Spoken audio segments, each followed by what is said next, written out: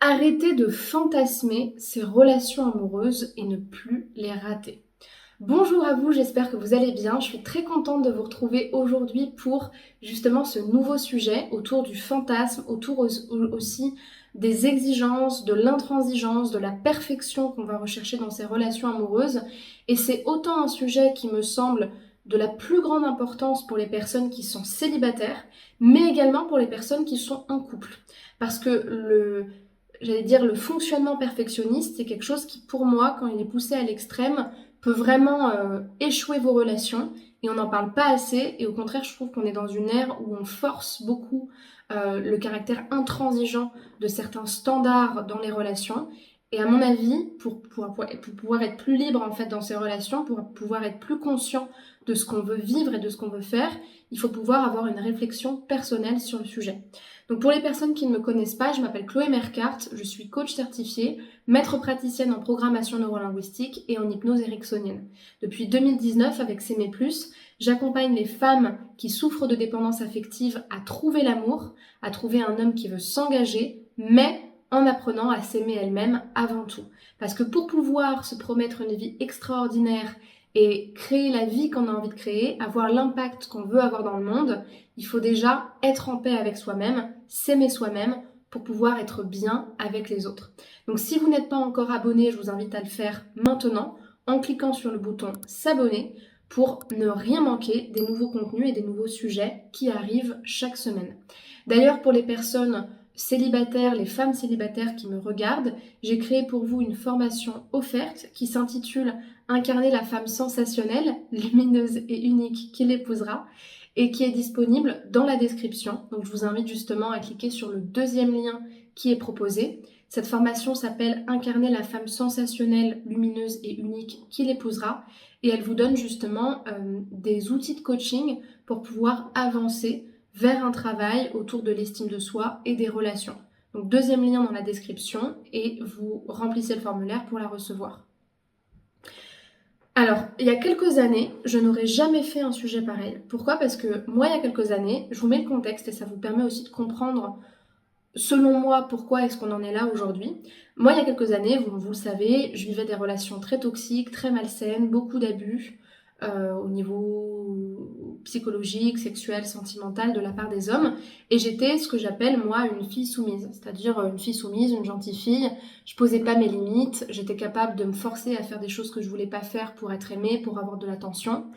J'avais aucune estime de moi-même, aucune connaissance du fonctionnement des relations amoureuses. Et je ne m'autorisais pas du tout à prendre ma place, à être exigeante. J'étais capable de me jeter sous un camion pour être aimée par quelqu'un. Vraiment, c'était... Et les personnes qui le vivent, elles le savent. C'est-à-dire que quand on a l'impression qu'on manque cruellement de quelque chose d'essentiel en soi, on est capable de tout faire pour être aimé. Et c'est ça qui nous met dans la dépendance. Et donc ma manière à moi de m'en sortir, ça a été de m'aimer moi-même. Et je suis passée par une phase d'amour-propre qui pour moi est tout à fait normale. Et c'est pour ça que je ne le juge pas. Je pense qu'à un moment donné, le changement, c'est un cycle. Et quand on sort de la dépendance affective, pour moi, c'est normal d'avoir ce que j'appelle un peu une crise d'ego, qui est en fait juste l'ego que vous n'avez pas eu pendant des années. Et qui du coup va être utile. À ce moment-là, ça va être utile d'avoir ce truc de I'm a valuable woman, j'ai de la valeur, si l'homme ne le voit pas, c'est sa perte, c'est pas mon problème. Un homme qui veut pas s'engager, je le jette comme ça parce que je me respecte. Mais c'est vraiment dans l'attitude de se dire, je vaux mieux que ça, j'ai des valeurs, j'ai des standards, je ne me baisse pas pour aller dans n'importe quelle relation. C'est très bien et je pense que c'est bien de le garder. C'est juste que je trouve qu'aujourd'hui, et vous me direz ce que vous en pensez dans les commentaires, mais en fait, il y a toujours eu des contenus comme ça, depuis que les coachs en séduction sont apparus, je dirais, aux alentours de 2010 sur les réseaux sociaux, notamment sur YouTube, et plus particulièrement encore aujourd'hui sur les réseaux sociaux, il y a beaucoup ce truc de développement personnel un peu toxique de l'amour de soi, c'est une crise d'ego parfois, et parfois c'est trop poussé trop loin. C'est-à-dire que moi, vous le savez, mon entreprise, ma chaîne, ça s'appelle S'aimer plus. Pour moi, l'amour de soi, c'est la base. L'amour de soi, c'est se choisir, se prioriser, se valoriser, s'accompagner. mais c'est quelque chose de doux et de profond. Alors que je trouve qu'aujourd'hui, il y a beaucoup ce discours de mets-toi on the top, choisis-toi en premier, jette tous ceux qui voient pas ta valeur, prouve-leur ta valeur. Les hommes qui sont instables, on les jette. Les hommes qui sont pas performants, on les jette. Et du coup, si l'homme n'a pas ça comme critère, que toi t'as dessiné sur ta feuille parce que c'est tes critères, et comme t'es une femme exceptionnelle, il faut que t'aies tous les critères à 100%, eh ben en fait, bonne chance pour trouver des relations en fait. Pourquoi je dis ça? Pas parce que vous n'êtes pas des femmes exceptionnelles, pas parce que vous avez le droit de vouloir ce que vous voulez et de vouloir un homme qui est, j'en sais rien, moi, cadre, musclé, blond aux yeux bleus et qui a telle et telle valeur. Moi, c'est tout ce que je vous souhaite et je touche du doigt pour que ça le soit. Mais dans la réalité de la vie, même si vous trouvez un homme qui correspond à ces critères-là, un homme, comme une femme, ne sera jamais parfait. Et je trouve qu'aujourd'hui, sur les réseaux sociaux, il y a certains conseils qui sont trop toxiques et qui font croire à une sorte d'absolu de perfection dans les relations parce que nous, on l'aurait décidé. J'ai décidé que je voulais quelque chose de parfait. J'ai décidé que je voulais un mec ultra tracé, ultra jeune, ultra riche, ultra famous, ultra ceci, ultra cela. Donc du coup, tous ceux qui sont pas on the top, je les prends pas. Parce que moi, j'ai de la valeur. Pour moi, ça, c'est une crise de l'ego. Parce qu'en fait, pour moi, ça, c'est manquer cruellement de confiance en soi, à tel point qu'on a besoin d'aller chercher le mec ultra parfait, sinon on veut rien. C'est un peu pour moi un problème de nos jours, et qui est pas que chez les jeunes d'ailleurs, qui est même chez des personnes bien plus âgées, dans les générations des femmes célibataires qui ont 40, 45, 50, 55. Après, c'est moins le cas dans les femmes que j'ai accompagnées, où aujourd'hui on peut tellement tout avoir, être performant sur tout, changer de travail, être une femme qui a tellement d'indépendance qu'en fait on ne sait plus ce qu'on veut dans les relations amoureuses et on peut se perdre. C'est pour ça que pour moi le travail sur les critères, je vous en ai beaucoup parlé, il est fondamental parce qu'on peut avoir des standards, on peut avoir des désirs, on peut avoir des fantasmes. Mais c'est pas parce qu'on a envie de plein de choses que c'est forcément le plus important. Parce que ça, c'est cliché de dire ce que je vais dire. Mais le plus important, ce qu'on recherche, c'est d'être aimé tel que l'on est. Et je peux vous signaler que moi, je ne retiendrai jamais le discours de ça court pas les rues. Parce que je pense qu'il y a plein de personnes qui cherchent à être aimées, qui sont géniales et tout. Tout le monde ne vous correspond pas. Il y a des mecs qui vous correspondront pas. Physiquement, ça vous plaît pas. Ça sert à rien de vous forcer. C'est pas parce qu'ils vous aiment inconditionnellement que ça y est, on y va, d'accord? S'il vous plaît pas, on n'y va pas. Il n'y a pas de souci. Mais chercher le max du max à chaque fois et jeter n'importe qui parce qu'il n'est pas parfait, moi je trouve ça dommage parce qu'au final, vous voulez de l'amour inconditionnel, mais vous n'êtes pas dans l'amour inconditionnel. Donc tout est une question d'équilibre. Absolument tout. Il ne s'agit pas de prendre le premier venu parce qu'il a un bon cœur et que même s'il fout rien de sa vie, il est quand même sympa, donc il m'aime, donc je l'aime. C'est pas ça. Et en même temps, je trouve que chercher le partenaire parfait comme un recruteur chasseur de tête qui cherche les meilleurs talents, pour moi, c'est pas de l'amour en fait. Parce que c'est pas de l'intelligence émotionnelle, c'est juste comme dans ces séries, je sais plus comment elle s'appelle, la série sur Netflix que j'ai regardée, que j'ai bien aimée, où en fait sur les gènes, ils me font matcher des personnes et ils se disent toi t'as les mêmes gènes que lui, donc du coup c'est ton âme sœur. Ok, donc c'est ça l'amour en fait. L'amour, c'est chercher des matchs de valeur, de pourcentage, de comptabilité. C'est pas ça l'amour. L'amour, c'est certes savoir ce qu'on veut, connaître nos besoins, il n'y a pas de problème, ok. Moi, dans mes rêves, vous le savez, je vous en dis tout le temps la même chose. Je sais pas pourquoi, je suis connectée aux militaires ou aux gendarmes, aux pompiers, c'est ma came. Genre, je l'ai dans mes veines. La loi d'attraction fait que j'attire que ça. Mais en réalité, c'est pas ce que je recherche en premier chez un homme. Consciemment, je vais pas me dire, si t'es plombier ou si t'es informaticien ou si t'es prof, je vais pas te prendre parce que t'es pas militaire en fait. Non. Et pareil pour plein d'autres choses. C'est-à-dire que le fondamental, pour moi, ça doit pas être une recherche d'absolu, une recherche de perfection, une recherche de si t'as pas tous ces critères-là, t'es pas bon. Il faut juste te concentrer sur les critères les plus importants. C'est-à-dire l'amour que la personne vous porte, mais également les valeurs qui sont importantes pour vous. Je sais pas moi, par exemple le partage, par exemple le dev perso, par exemple, j'en sais rien moi, le sport, la santé, Moi, je m'en fous de la santé, hein, perso. Le sport, c'est pas ce que je recherche, hein. J'en sais rien, moi, par exemple, ça peut être euh, la sécurité qu'il vous apporte, ça peut être son ambition, enfin, ça peut être plein de choses. Mais cherchez ce qui est fondamental pour vous et sans quoi vous ne pourriez pas fonctionner. Et c'est pour ça que, en fait, le contenu d'aujourd'hui, c'est arrêter de fantasmer ses relations amoureuses et ne plus les rater.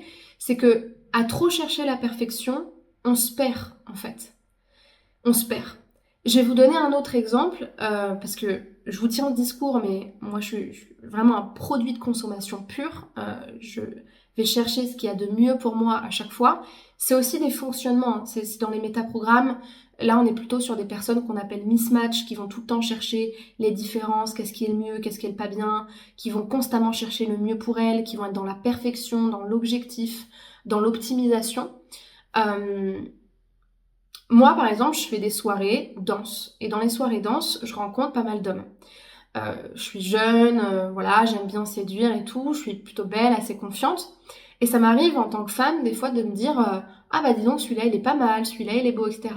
Des fois, j'ai ces moments comme ça, parce que c'est normal de regarder ailleurs et d'avoir le regard qui est attiré par d'autres hommes. C'est la vie, c'est humain. Et puis, il y a d'autres moments dans ma vie où ça va pas, où je vais pas bien, où je me comprends pas, je suis perdue, je suis en insécurité. Et bah, je peux vous assurer que des expériences que j'ai eues, j'ai très peu été comprise par les hommes avec qui j'étais. Et pourtant, j'ai été avec des hommes très beaux, très charismatiques. Et bah, mon chéri, c'est un mec. Ok, peut-être il y a des valeurs qu'on n'a pas. Peut-être qu'il y a des choses, peut-être il est moins bien sur certains aspects que d'autres. Peut-être que techniquement, je pourrais trouver mieux. Mais personne ne peut m'apporter aussi bien que lui l'amour inconditionnel qu'il m'apporte, la sécurité qu'il m'apporte au niveau émotionnel, la compréhension qu'il m'apporte, l'enveloppe qu'il m'apporte. C'est ultra précieux. Carrément, ça me fait pleurer en fait. C'est essentiel. Et ça, il faut savoir le voir. Parce que des hommes beaux, vous allez en voir partout. Des femmes belles, vous allez en voir partout. Mais si vous n'êtes pas capable de vous laisser toucher par quelqu'un et de choisir quelqu'un pour ce qu'il est et pour ce que vous allez construire ensemble, franchement, bonne chance pour vos relations. Parce que moi, j'en vois beaucoup des coachs qui vous font miroiter le côté bitch, Ashley, soit comme ci avec les hommes, soit comme ça, mets tes limites, mets tes trucs, mets tes machins. Et bah, bonne chance pour faire un mariage, pour éduquer des enfants, pour tenir un couple. Parce que un couple, à mon sens, ça ne peut pas marcher si c'est basé sur l'orgueil, si c'est basé sur la perfection, si c'est basé sur le contrôle de l'autre. Ça ne marche pas. Oui, c'est bien de dresser les hommes au début, de mettre vos limites, d'être inaccessible et tout, d'être dans votre valeur personnelle, c'est génial. Mais fondamentalement, si vous restez dans cette énergie-là, à mon sens, peut-être que je me trompe, mais vous n'allez pas trouver l'amour. Vous allez trouver des relations de contrôle, vous allez trouver des relations de pouvoir, vous allez trouver des hommes qui ont un problème de supériorité, mais vous n'allez pas trouver l'amour. Parce que l'amour, c'est l'accueil de l'autre, c'est la vulnérabilité, c'est en fait le fait aussi d'aimer la personne pour ce qu'elle est. Donc, basez vos critères au début, faites une première sélection, mais après, regardez ce qu'il y a derrière et arrêtez de chercher la perfection. Parce que même quand vous êtes en couple, euh, moi par exemple, la première, des fois les femmes on se sent pas comprises, des fois on aimerait qu'il ait plus de ça, plus de ci, qu'il s'intéresse plus à ça. Mais en fait, on n'aura jamais de partenaire parfait, c'est pas possible. Si la personne nous correspondait à 100%, je suis même pas sûre que ça nous apporterait quelque chose parce qu'en fait, on n'aurait rien à apprendre. Si j'avais une copie conforme de moi, mais je me ferais chier en fait. Et je serais complètement frustrée. Et je serais complètement en supériorité. Vous imaginez quelqu'un qui est exactement pareil que vous? Ça veut dire qu'il n'y a rien à apprendre. Donc au final, c'est une question d'équilibre. Est-ce que la personne elle a vos critères fondamentaux? Est-ce que la personne, vous êtes prête à l'accepter telle qu'elle est? Est-ce que elle vous aime telle que vous êtes? Et surtout, est-ce que ça vous suffit pour vouloir créer quelque chose avec cette personne-là? C'est con hein, ce que je vais dire, mais moi, si c'était la fin du monde, je pense que les deux personnes avec qui je voudrais la passer, c'est mon chéri et ma meilleure amie. Personne d'autre. C'est tout. C'est mes maisons en fait. Et ça dit quelque chose de vos relations. en fait. Voilà. Bon, peut-être que j'ai fait un hors-piste, mais pour moi, c'était vraiment très important de vous faire passer ce message-là. Voilà. Donc j'ai vraiment hâte que vous m'en disiez plus dans les commentaires, dans ce que ça vous aura bah, généré chez vous, mais en tout cas, c'était un beau partage. Pour moi, c'était vraiment très important de vous partager ça. J'espère vraiment que ça vous a parlé. Euh, pour les personnes qui veulent être accompagnées, qui veulent être coachées, qu'elles soient célibataires ou en couple, je vous invite à réserver un appel de 15 minutes offert avec moi pour faire le point sur votre situation, sur votre objectif, et que je puisse vous dire comment est-ce que je travaille et si c'est pertinent ou non qu'on travaille ensemble en coaching. Pour ce faire, je vous invite à cliquer sur le premier lien dans la description, de cliquer dessus, répondre aux questions, choisir votre créneau, et ensuite on va pouvoir prendre contact ensemble. Pour les personnes qui ont envie de suivre un programme sur la dépendance affective, le fait de trouver l'amour et de s'aimer soi-même, j'ai créé un programme complet de 3 à 6 mois en ligne avec plein de ressources dans le programme, des bonus, des interviews d'intervenants, de plein de choses qui sont très complètes dans ce programme-là, qui s'appelle Confiante, Indépendante et Envoûtante. Je vous laisse regarder dans la description, vous avez tout le détail qui ensuite vous amène sur mon site internet. Et pour les personnes qui veulent plutôt suivre des petits programmes très abordables pour faire un premier pas pour commencer leur travail sur elles-mêmes, je vous invite vraiment à regarder les 4 programmes que je propose, qui sont pareils dans la description. Il y en a sur la dépendance affective, sur l'estime de soi, les relations amoureuses, donc les relations hommes-femmes, et le fait de transformer sa vie après une rupture amoureuse.